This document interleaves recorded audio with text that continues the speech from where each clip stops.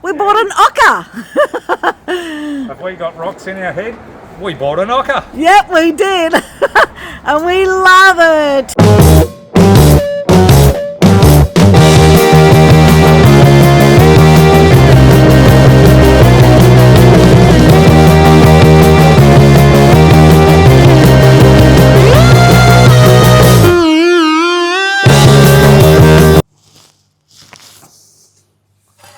Morning YouTube, welcome to episode 10 in the OKA rebuild series.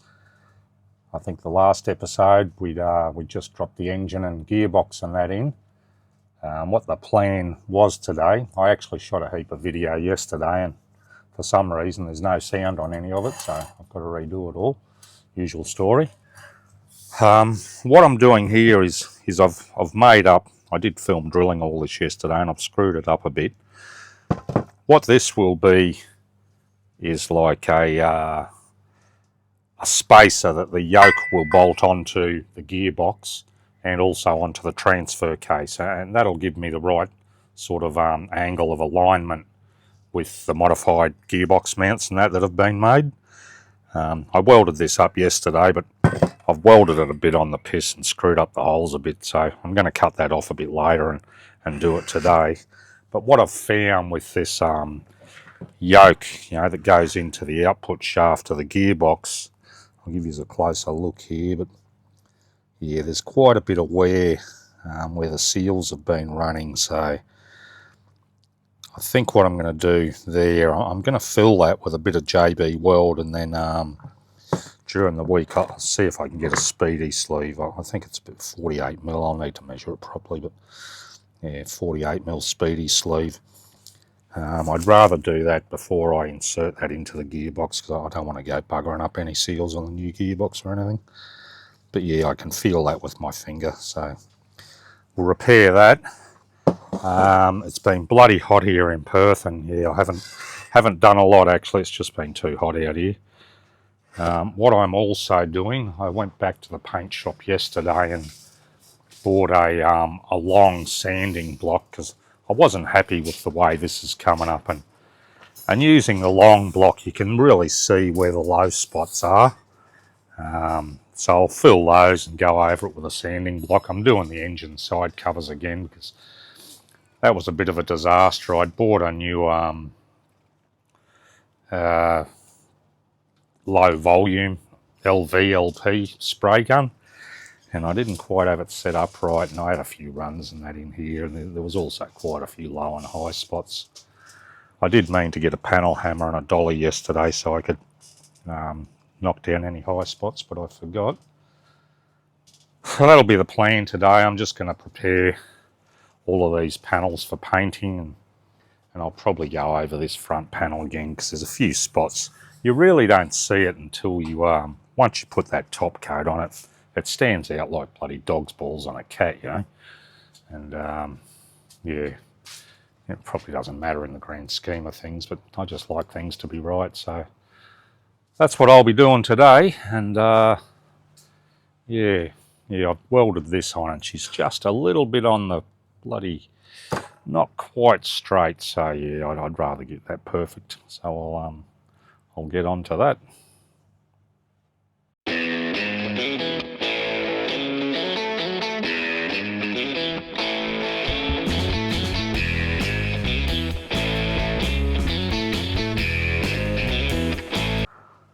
Oh, I can tell you, I think one of my next purchases for my home workshop is going to be a drill press, because that's no easy feat, drawing through 12mm plate. Anyway, that's done.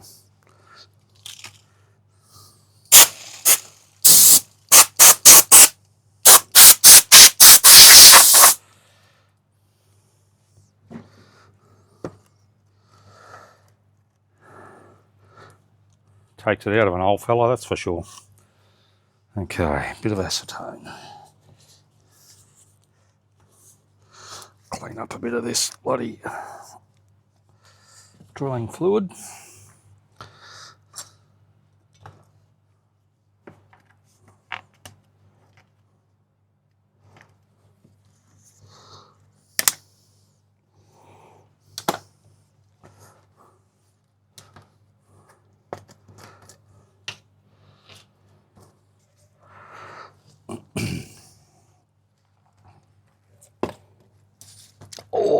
geez. Yeah, don't get acetone on a cut.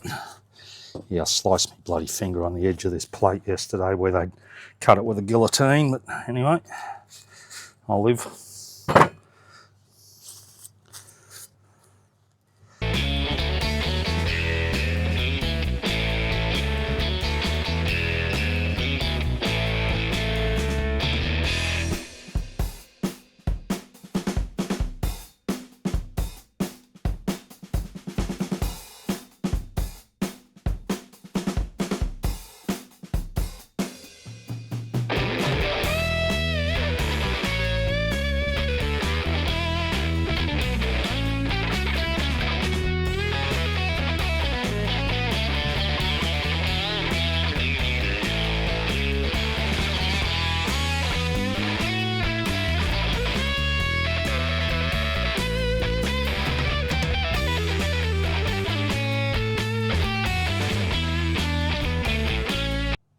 Okay, so I'm going to have a just whack a bit of JB weld around this, make sure that doesn't leak,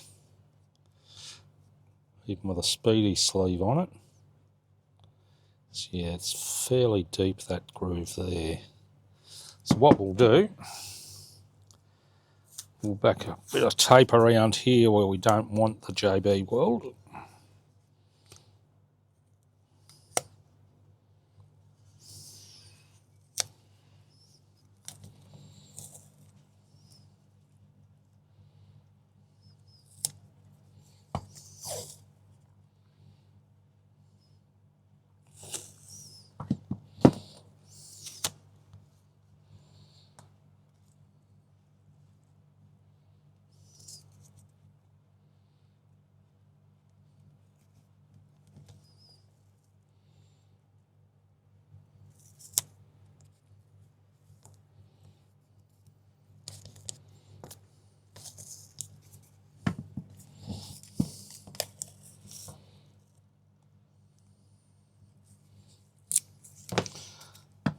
Right, that should be okay. Just enough to fill this groove here. So we'll, hopefully this JB weld's alright. It's been sitting in my drawer for a while, so it's a two-part epoxy, so we'll mix up the two parts.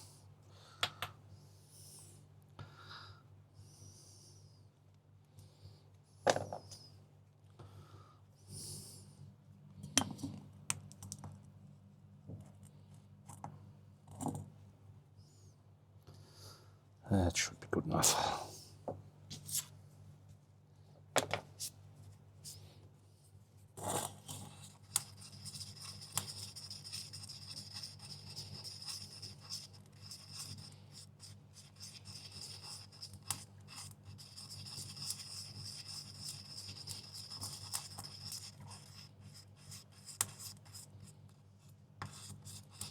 Get all that a nice uniform colour. And we'll smear a bit of this on here. Try not to make too much mess.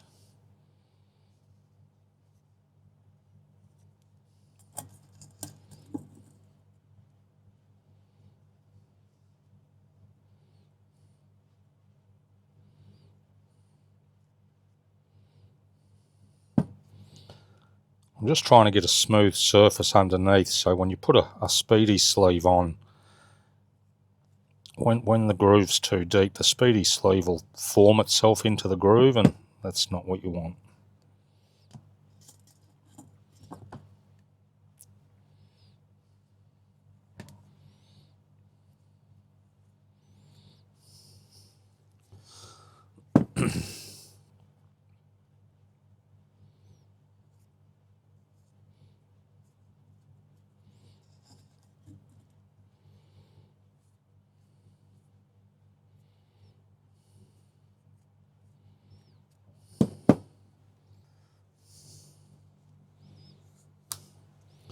Okay, so we'll just go around and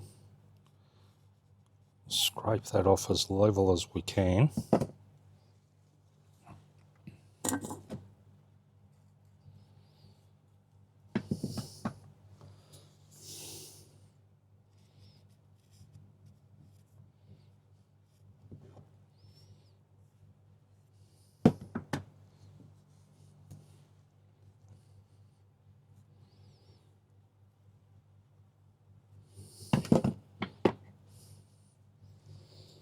The less sanding you've got to do, the better with this stuff, because it's pretty bloody hard when it's set.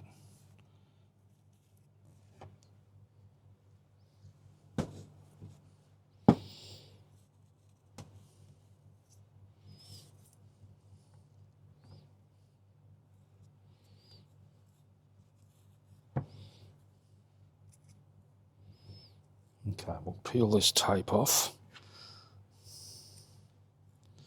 Should have made note of where I ended it.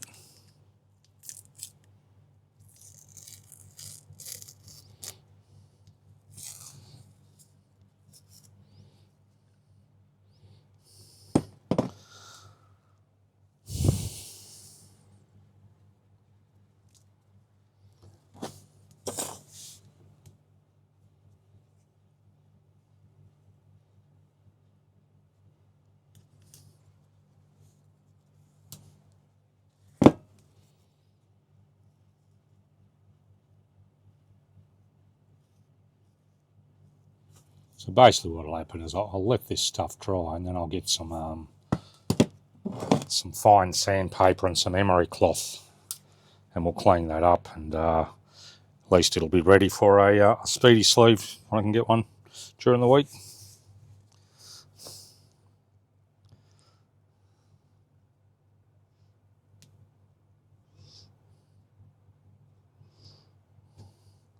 That should do it. All right, I'll show you when we come back to that and finish it off. Okay, so it's 4 or 5 hours later, and what I've done, I've rubbed that JB Weld back with some 600 grit sandpaper, and I'll leave that for a while longer. You can see there, you can see that groove where it's all been filled with JB Weld, so that's quite good. I can't clip that with my fingernail now, but I can still feel a couple of slightly raised sections, but I'll wait till I get some finer emery paper and that speedy sleeve, and I'll emery paper it at the same time. When I put the speedy sleeve on, I don't know where it is now, but it's here somewhere, over here. Let me just grab this. Under the speedy sleeve, as an added form of protection, I'll use a bit of Permatex aviation former gasket as well, just to make sure that there's going to be no oil leak there, and hopefully she'll all be good. But yeah, today's been absolutely ridiculously hot in Perth, and yeah, I haven't done a lot, so I'll get back into it again next weekend. Okay, well, it's a few days later, and I managed to pick up a speedy sleeve and some bits and pieces.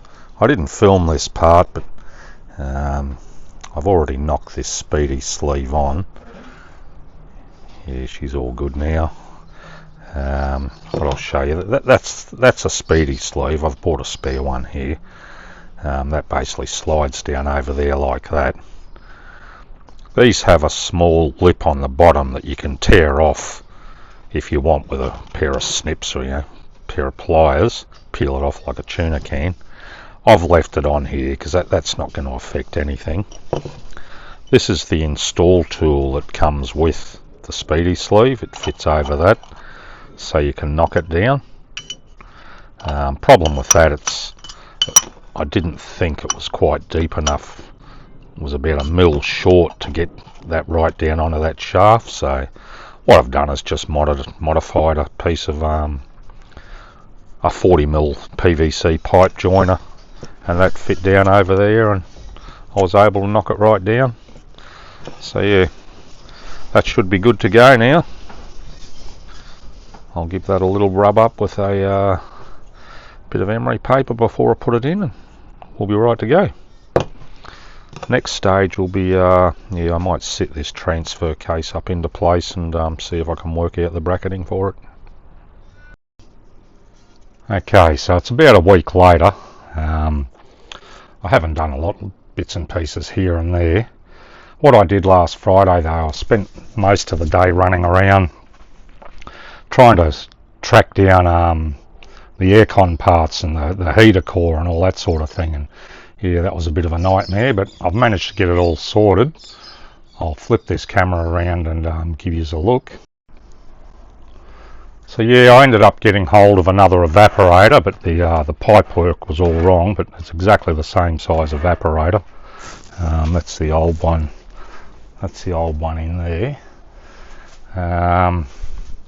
Did a fair bit of running around, but eventually found a guy that could weld it up and change the pipe work the way I needed. And also the heater core I've had modified and basically rebuilt. They tell me this heater core is out of a HG Holden. Whether that's true or not, I don't know. So I've had the pipe work on that changed to straight out. So I'll run it out the side of the airbox. I'm just doing a few mods to this airbox, and I can reroute the heater hoses. I've got a modulating electronic heater tap coming, so yeah, I'll change it so it's not like a cable operated tap. And I also managed to get hold of another condenser in there. It's slightly smaller than this old one, but I think it'll be more efficient. It's got a few more fins and that on it, so should be good. And yeah, I'll show you where we're at the moment and what I'm planning on doing today. Oh, while we're there, I've got a few new toys. I ended up buying a what is it, a 30 litre ultrasonic cleaner. I've tested that out on a few things, and one of the things I tested it out on was the header tank, and that was absolutely disgusting inside, but it's done a brilliant job of cleaning that up. So yeah, I'm not complaining about that. And I've cleaned up a few other bits and pieces, but that'll take a bit of experimenting on what solution to use inside it and whatnot. I did put this heater core in there. That's probably why it looks a bit sort of, yeah, the copper's gone a bit dull, but she'll be right. And another thing I bought was a decent bloody compressor. So I got sick of trying to paint with a 30 litre compressor. It just wasn't working, you know. So I went out and got this 150 litre job with 340 litres per minute free air delivery. And I've got a triple sort of filter system up there that runs a desiccant filter at the end and a hose reel, so next time I paint it should be a bit bloody easy to keep up with a spray gun. And I'll take you out the front and show you what we're going to plan on doing today. Alright, so I've got the transfer case. I've just holding that up there with the engine crane, and I've got a jack under it, but I'm just trying to work out the alignment of it at the moment. This is that dummy tail shaft that I made up to sort of get it on the same level as the engine and gearbox. What I'll do today, I've got some diff wedges here, one for each side. So I'm planning on undoing these springs, jacking up the spring a bit, putting that diff wedge under it. I've got some longer U-bolts there, and we'll get the pinion of the diff pointing up a bit. And once I'm happy I've got this transmission lined up, it's critical you have your output from your transfer and your pinion from your diff basically on the same plane. You know, they need to be on the same angle. If this is at 3 degrees, that needs to be at 3 degrees more or less. And what I'll do, I think it should be quite easy. I'm not that's just a cardboard template I've made up there for a bracket, so I'll just take that out for a minute. Excuse me.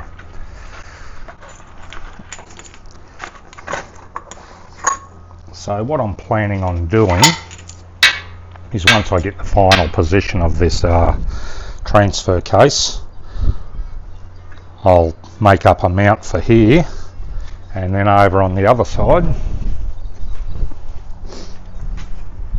excuse my mess everywhere, that old piece of shit Perkins.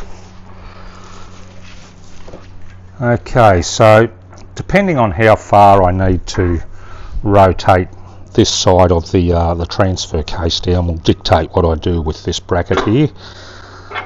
I'll probably just maybe cut and shut that bracket, and for the rubbers I think I'll just might be easier under here to have a look. Yeah, for these rubbers I might just cut these out and move them inboard a bit so they line up with the transfer case holes maybe, but yeah, I don't know yet. Might need to make up an adapter plate or something for there, but it shouldn't be too hard. And the first thing I've got to do is get that diff pinion pointed up and make sure I've got everything where it needs to sit, and then fabricate some brackets. Okay, let's get into it. So what I think I'll do here, you can see I've already loosened one of those U-bolts off. I've got my jack under the spring, so I'm going to take one side U-bolt off at a time and put the new longer U-bolt in there and just nip it up a bit, and then jack the spring up, and I'm hoping I can then slide that wedge underneath it. But we'll have a look and see how we go. I'll come back to you shortly.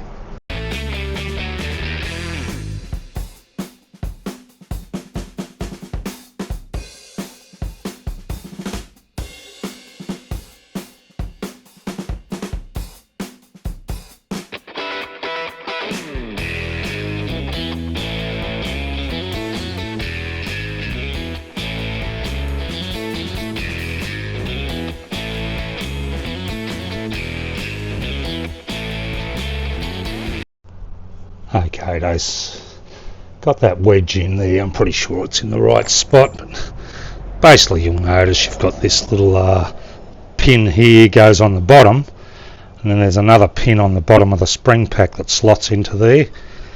So what I've had to do is just wiggle this wheel backwards and forwards a little bit to line the spring pack up, and yeah, obviously it would be a lot easier if I had two people here instead of getting down and up all the time, but anyway, I'm here by myself. I'll just tighten these U-bolts down and we'll have a look at that.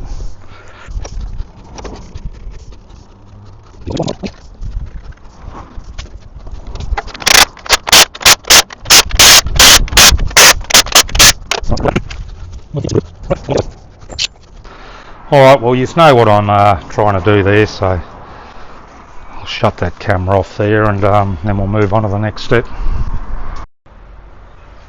Okay, so what I'm doing now is trying to work out these driveline angles and the mounts. You need to bear in mind here, I'm using a vehicle, you know, that's got bugger all weight on it, so things are going to change when you drop a couple of ton with a body and everything else fitted to it, so I'm going to have to guesstimate a bit. Alright, so let's have a look at our angle here. Let me get a better view. Maybe I'll get underneath here. That might be the go. Oh, I'm getting too old for this shit. Okay. Ignore that drive shaft there with the bodgy unis and everything on it. I'm only just throwing it in there to give me an idea of the angle. So let's measure this angle here. We'll set that to 0.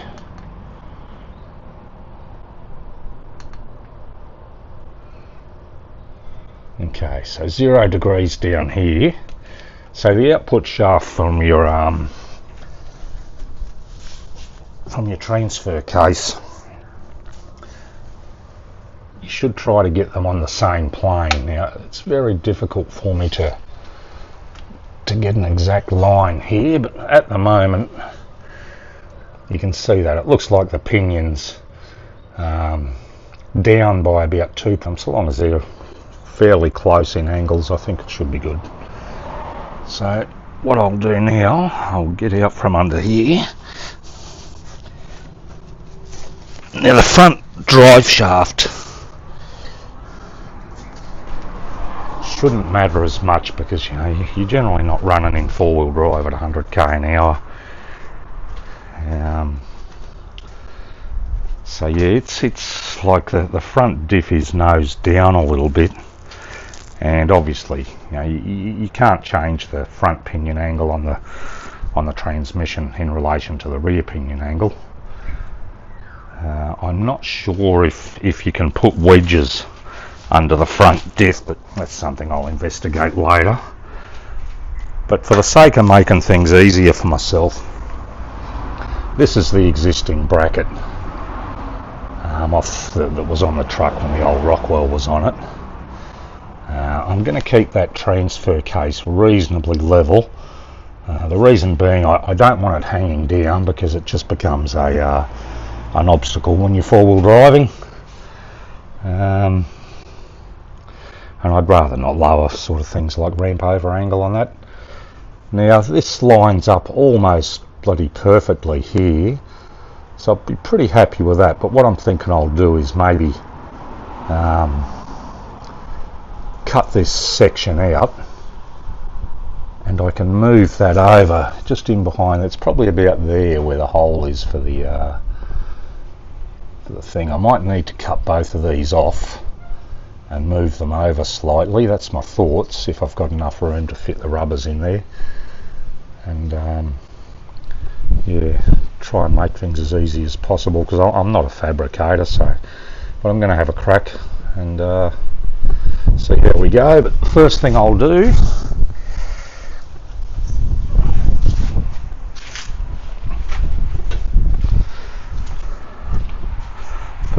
we will do is work out this bracket for this one here.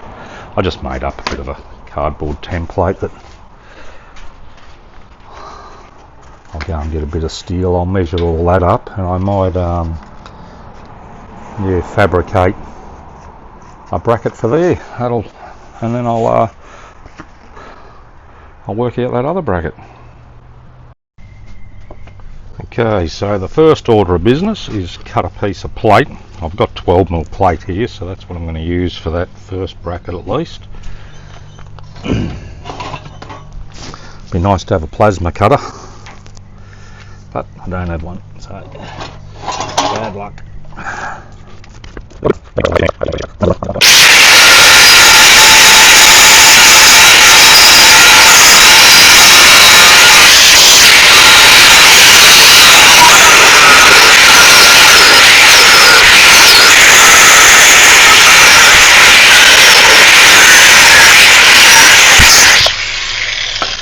Okay, there is one piece of steel.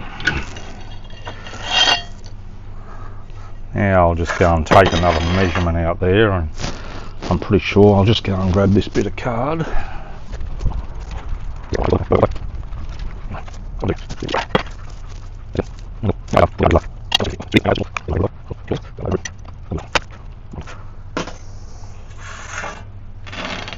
So what I'm going to do with this one is cut it almost all the way through. Oh, that's hot. And then bend it. So wish me luck. Yeah, I might have to go through that bottom bit a bit more, I think.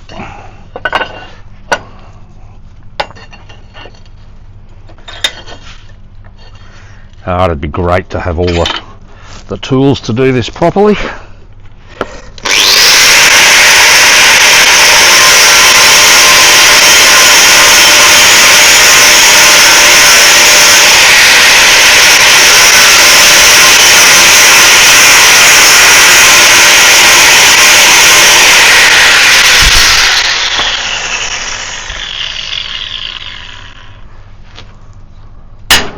There we go.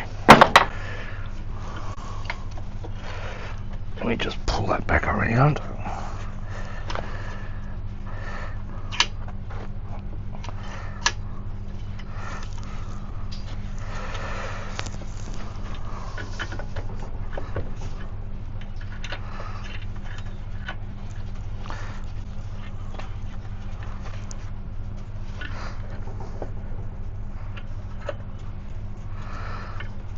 It'd be good if these vices had a dowel in them so you could bloody lock them down and they don't move.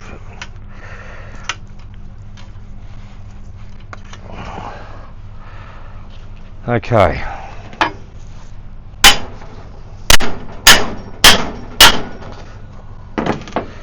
So I'll need to double check my angle.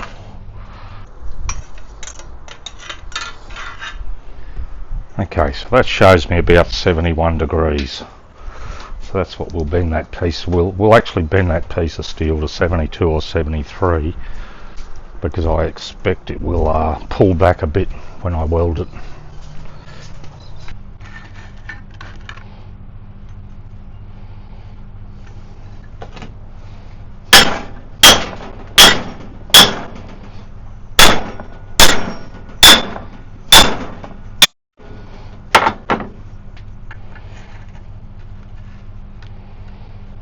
That's 45.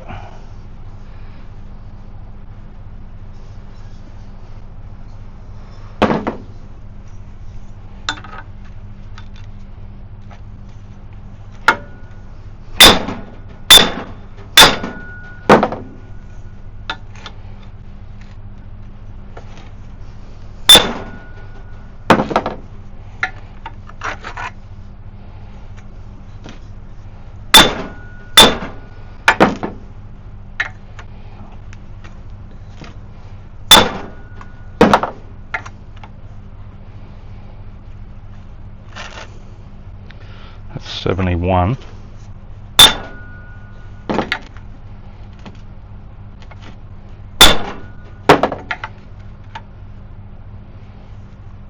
That's 74.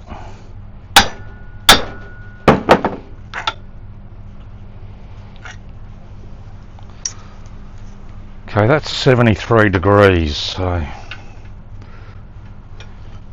I think if we weld that there, we should be good. But anyway, I've got to go and get some welding rods, so I'll film this a bit later on.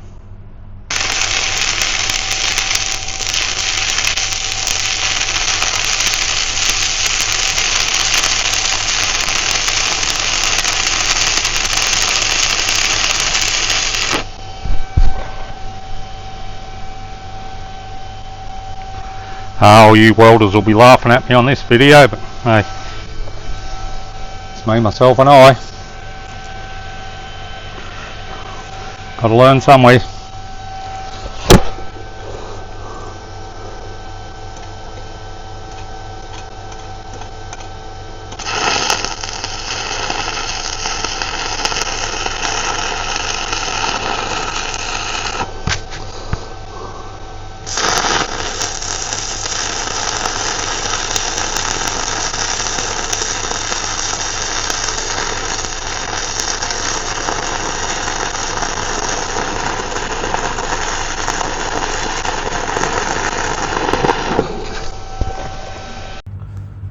Okay, well the job's done there, just welding up that bend. I'll just tidy that up a bit more.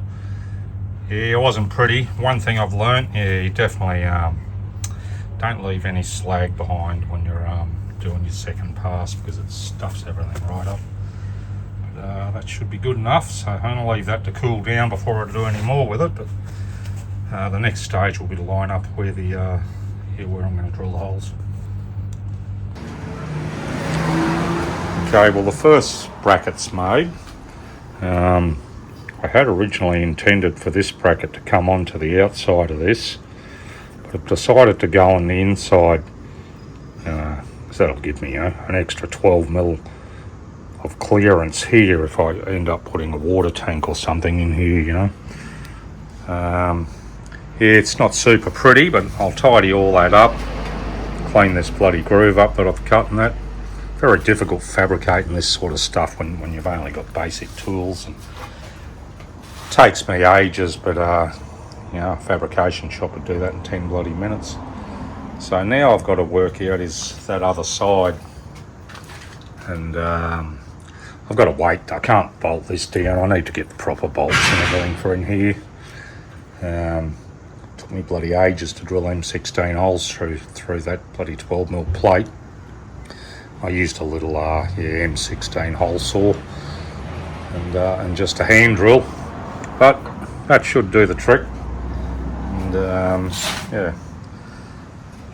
Okay, so we'll work out what's got to happen over there and look about modifying that bracket to suit. Yeah, this is part of the old mounting system they had with a Rockwell home done system. Looks like just out of 5 or 6mm angle. But if you have a close look at that, you can see where that's all cracking through there. So it didn't have much life left in it.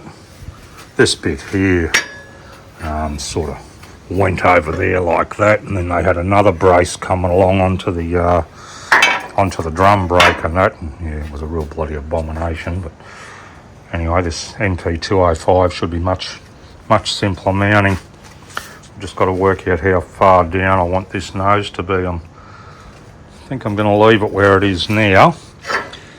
The worst case scenario, if I have any dramas with it, once she's all up and running, it's just going to be a case of remanufacturing these brackets and changing the angles a bit.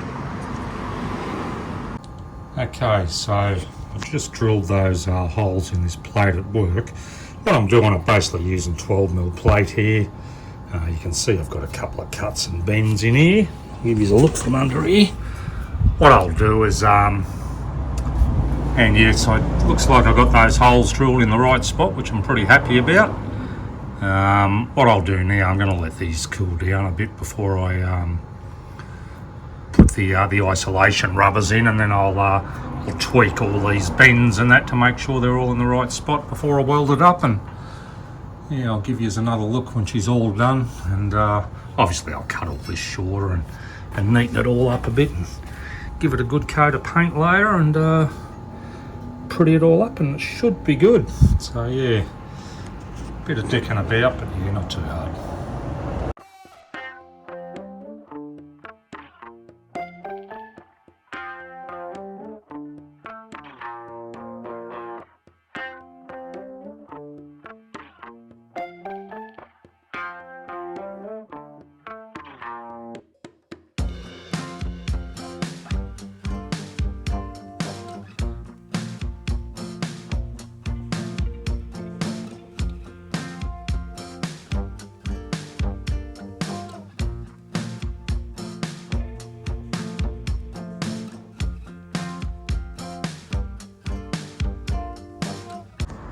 Okay, well, the transfer case is in. I've just fitted the intermediate shaft here, a couple of new U-joints. Should all be good. Took me quite a bit of dicking around with these brackets, but yeah, that bracket on that side, I ended up remaking a new bracket out of 12mm. I'll give you a walk around there and we'll have a look.